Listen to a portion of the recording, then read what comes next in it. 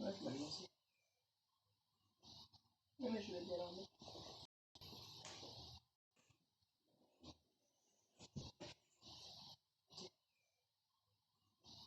Non, mais je vais bien l'enlever.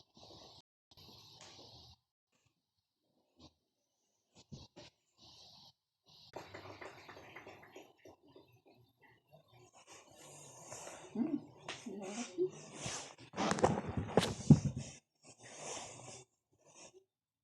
Ouais, je vais bien l'enlever.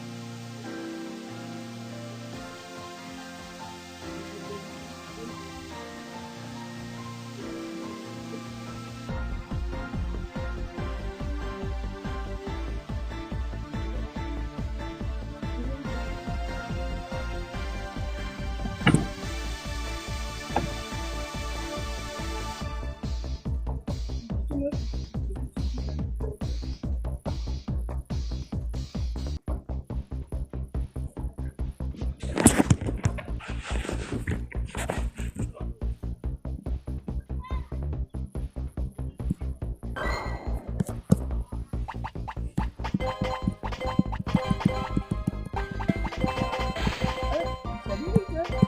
Merci pour rejoindre. Attends, je vais juste rebaisser ça.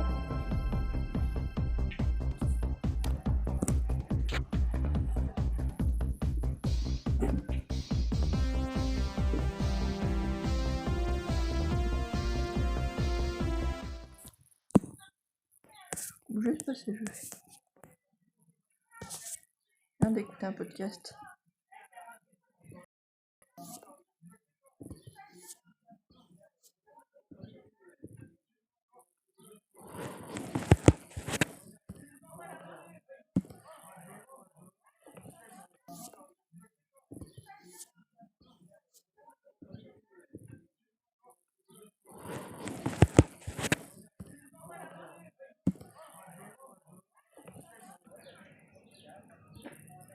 Lucas, je me demandais, ça fait un moment que t'as pas fait de Pokémon Go.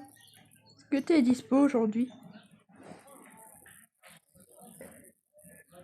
Si t'es encore sur le live, dis-moi si t'es encore sur le live. Attends, je vais essayer de relancer mon podcast. Je m'en fous. Je vais voir si je peux mettre mon podcast, sinon. Je m'en fous.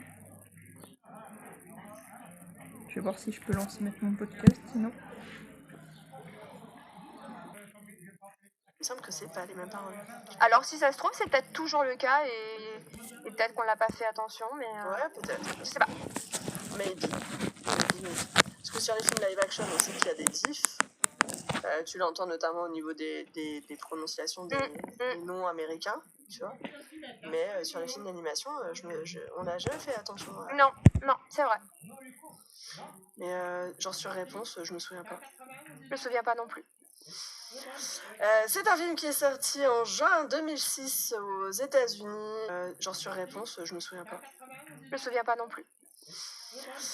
C'est un film qui est sorti en juin 2006 aux États-Unis et en France. Il y avait même pas une semaine de décalage entre les deux.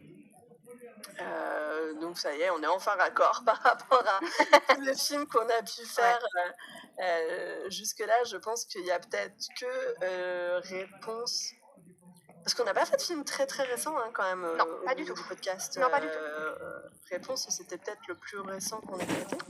Je pense. Et on n'en a pas fait des tout nouveaux. Et donc forcément, Réponse, c'était peut-être le plus récent qu'on ait traité. Je pense. Et on n'en a pas fait des tout nouveaux. Et donc forcément, et également un Annie Awards en 2007 pour cette même année pour meilleur film d'animation et meilleure musique pour le cinéma. Et la musique est signée Randy Newman. On en reparlera justement quand on parlera des musiques. Ouais. Et d'ailleurs, le Annie Awards, juste petite précision, c'est une récompense du cinéma américain qui est a priori exclusive aux films d'animation. Il me semble qu'on en avait déjà parlé sur un des films. C'est possible. Mais dans les récents. Doit pas être super. Ouais, non, mais parce que c'est pas très. Attends, je regarde, mais je crois que ça a été créé. Sur un des films. C'est possible. Mais dans les récents. Doit pas être super. Ouais, non, mais parce que c'est pas très. Attends, je regarde, mais je crois que ça a été créé. Parce qu'il y en a vraiment beaucoup. Oui, tout à l'heure en regardant le film, je me disais, wow. Ouais, moi aussi, tout à l'heure, je me suis fait la même réflexion. Et bien, parce qu'il y en a vraiment beaucoup. Oui, tout à l'heure en regardant le film, je me disais, wow.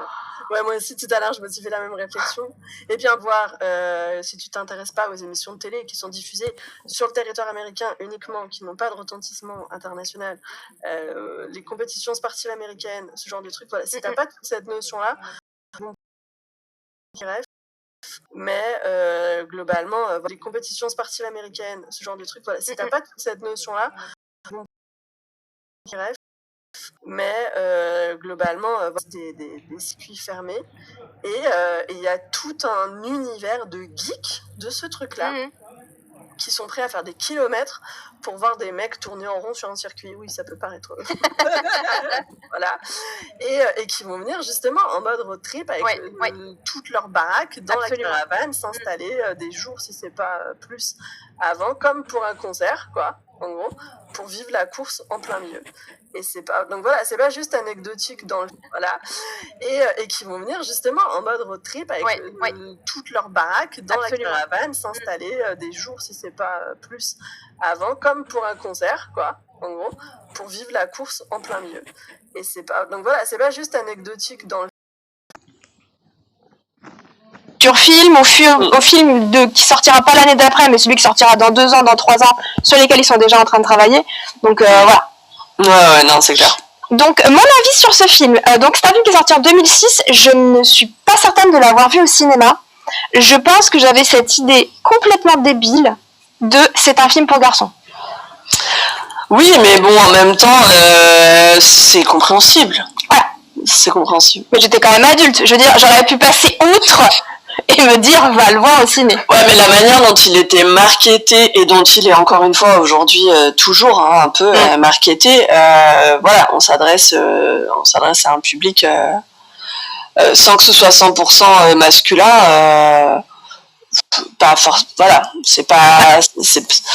il est pas vendu comme ça, quoi. Bah, il est pour moi aujourd'hui, il est encore très vendu film pour petits garçons. Ah bah de manière, enfin, aujourd'hui, enfin, tu prends ne serait-ce qu'au niveau du merch, on en revient toujours à ça, mais c'est quand même très révélateur quand tu cherches à comprendre l'audience d'un film.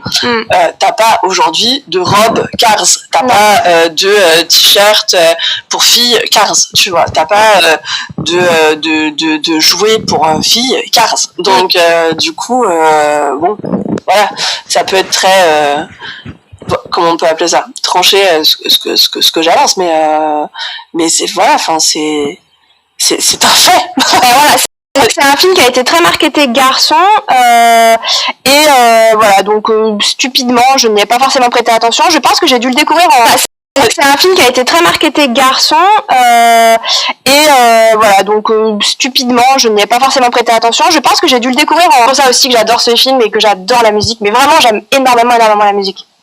Ouais, mais tellement cool. Enfin, on en reparlera un tout petit peu après, mais elle est vraiment top. Elle fait partie, en fait, elle fait partie de ces bandes originales où ils ont su utiliser des musiques pop et ou rock, tu vois, et les combiner au film, mais ça fonctionne super bien. Mais de la même manière que tu vois, ils ont réussi à caler du Elvis dans Lilo et Stitch en fait. Oui. Et ça marche de ouf. Et encore que c'est posé de manière un peu plus grossière, tu vois, dans Lilo et Stitch en mode je suis fan d'Elvis, donc oui. Donc c'est prétexta. Mais en fait aujourd'hui tu n'imagines plus Lilo et Stitch sans les chansons de Elvis Presley. Et de la même manière que tu n'imagines pas prétexta. Mais en fait aujourd'hui tu n'imagines plus Lilo et Stitch sans les chansons de Elvis Presley. Et de la même manière que tu n'imagines pas mais il y a un peu de tout et c'est trop cool. Et c'est vrai que ces musiques elles te donnent envie de prendre la route. Mais totalement. Moi qui n'aime pas conduire, pourtant ça me saoule franchement. Là t'as envie de te dire vas-y je me prends une caisse. Mais il y a un peu de tout et c'est trop cool. Et c'est vrai que ces musiques elles te donnent envie de prendre la route. Mais totalement. Moi qui n'aime pas conduire, pourtant ça me saoule franchement. Là t'as envie de te dire vas-y je me prends une caisse. Ultra bluffant. Et du coup voilà, j'ai regardé le film et j'ai trouvé les musiques qui étaient trop bien. Et s'en est suivi du coup voilà et puis la construction de Predator Springs à Disney Californie. Et puis de fil en aiguille, gros kiff en fait sur le film que tu te refais encore et à chaque fois tu découvres des détails. Oui, exactement.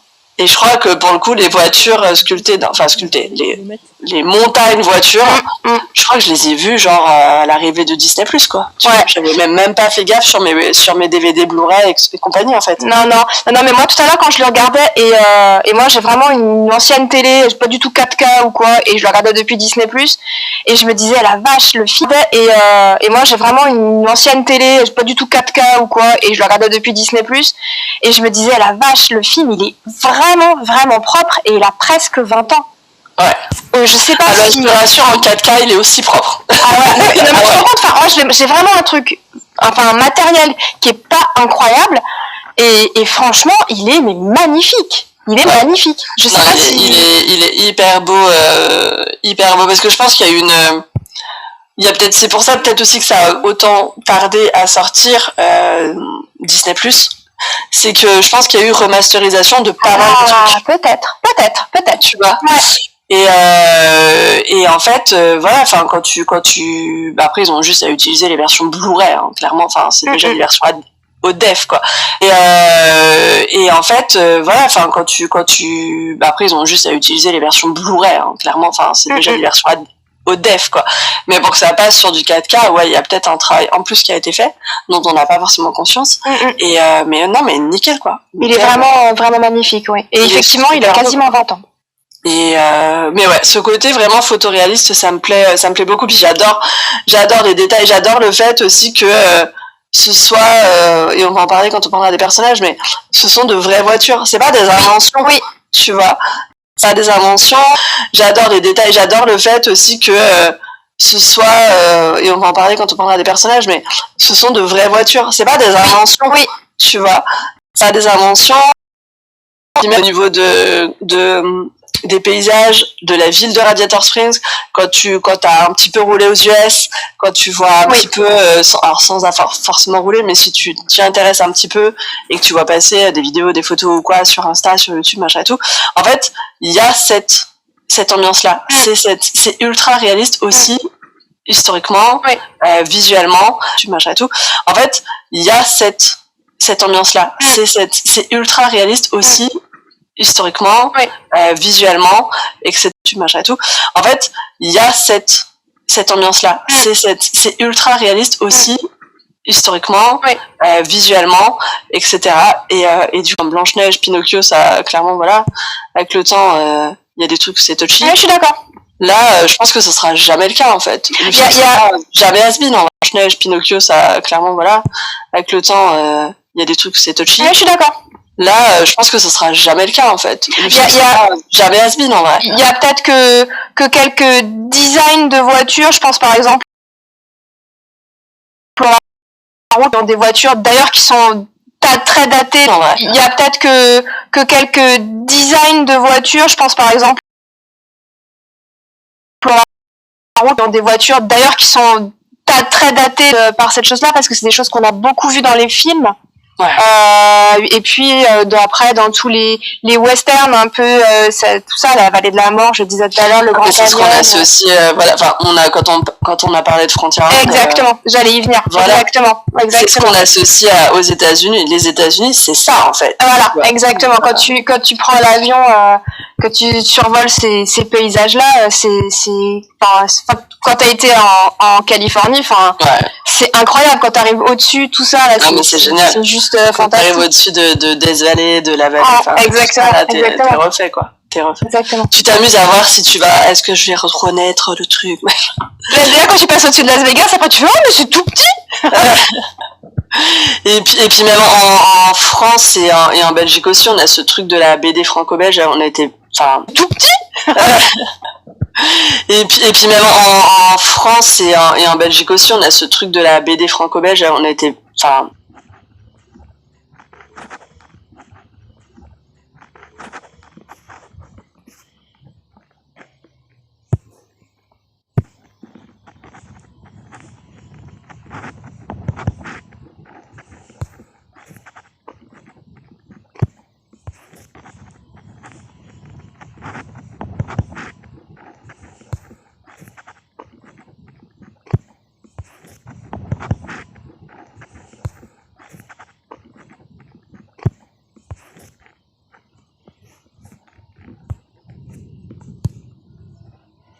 voilà. Et là, en fait, voilà, ils expliquent, t'as John Lasseter qui t'explique qu'en fait, tu pouvais voir sur chaque enseigne, sur chaque bâtiment, les différentes couches de peinture, les histoires qu'il y avait pu avoir, que chaque bâtiment avait son histoire et qu'il y avait un passé, et que tout ce passé-là, en gros, il est passé à la trappe parce qu'à côté de ça, ils avaient construit des interstates, donc les autoroutes américaines, et pour gagner du temps, et que les gens ne prenaient plus les nationales, qui étaient la route 66. Et du coup, voilà. Et ça a donné Cars. Mais c'est vrai que c'est très très proche du scénario final. Bah ouais, carrément.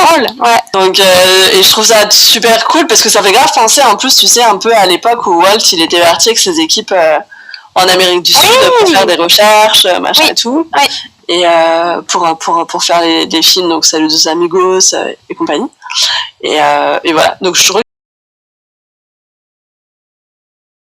c'est parce que pour le coup ils dépeignent juste la réalité, ils l'ont passé en 3D et puis voilà. Et donc dans l'autre vidéo, en fait, la petite vidéo complémentaire que j'ai regardée, John Lasseter il explique qu'en fait c'était hyper dur de réaliser les textures que tu peux voir dans Cars parce qu'en fait du coup c'est de la réalisation 3D, de l'image de synthèse, et l'image de synthèse est parfaite et lisse. Et que créer des textures de peinture étiolée, de briques, de routes cassées, d'herbes,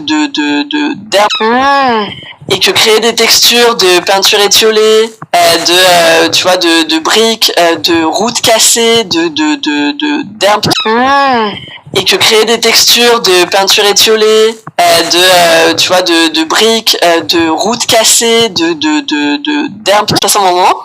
Mais en fait, le truc est photoréaliste aussi, parce que même au niveau des voitures, les voitures, elles sont donc métalliques, donc tu as toute la notion de reflet, de chrome, de lumière, tu vois, à avoir. Et en fait, ça, ils le font hyper bien. Il y a un moment vers la fin, quand Flash McQueen repart de Radiator Springs avant de finir sa course, là, il est pailleté. Mais oui, c'est hyper canon. C'est ouf. C'est trop. Repart de Radiator Springs avant de finir sa course, là, il est pailleté. Mais oui, c'est hyper canon. C'est ouf. C'est trop. Personnage. Oui, parce que vraiment, ils ont ce côté cartoon. Mais ça se complète bien. Ouais, mais au niveau des matières, par contre, ils ont fait un travail... Ça se complète bien, ça se flatte bien, je trouve même. Ouais, ils ont fait un travail de dingue, quoi. Et là, il y avait une nana qui expliquait que elle, en gros, son job, c'était d'être... c'est quoi le nom? Un travail de dingue, quoi. Et là, il y avait une nana qui expliquait que elle, en gros, son job, c'était d'être... c'est quoi le nom? En gros, son boulot à elle, c'est de placer les ombres. Ok.